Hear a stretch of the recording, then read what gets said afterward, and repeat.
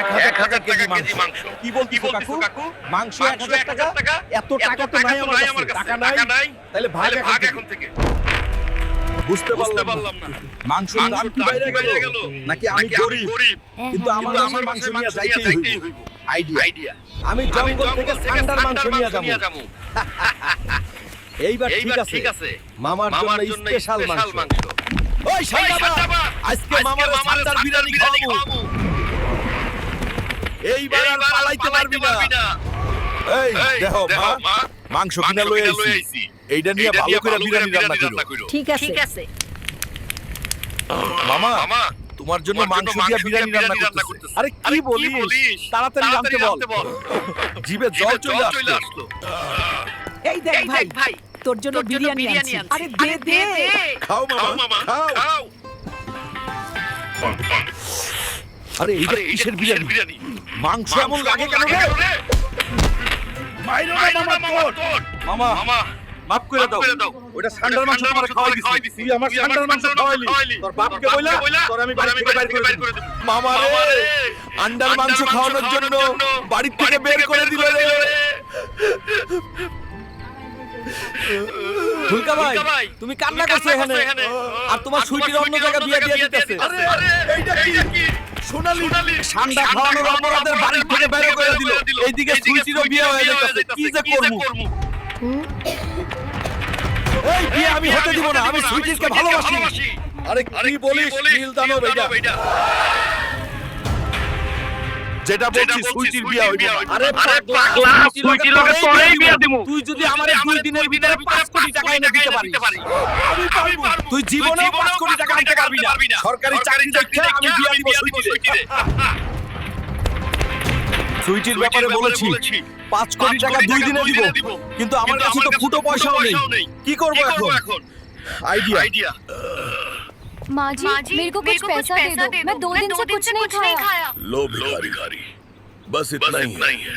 শালা হিন্দিতে ভিক্ষা চেয়েও মাত্র 1 টাকা পাইলাম। তাহলে এইভাবে তো জীবনে 5 কোটি টাকা হইব না।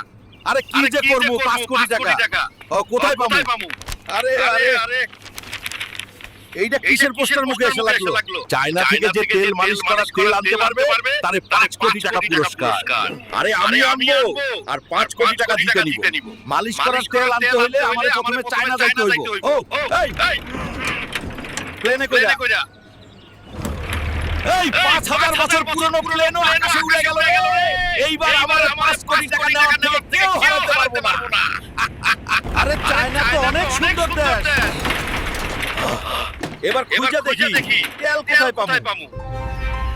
ওই আপা আমারে তেল মালিশ করার তেল দাও 1 কিলো।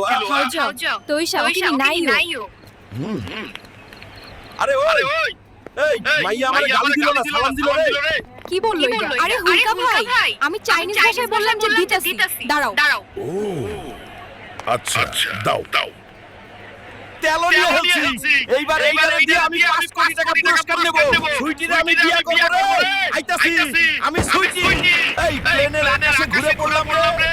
আবার খুব মজা লাগতেছে রে। আবারও আসবে একদিন তেল কিনতে এখানে।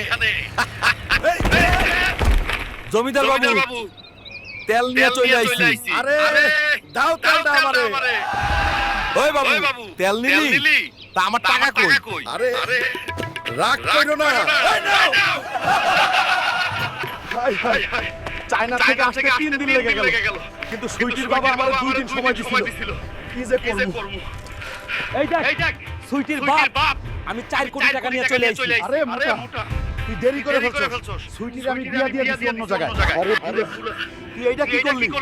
একদিন দেরি হবে তুই বিয়া দিয়ে দিলি। এই বেশি বকিস না। এখান থেকে যা।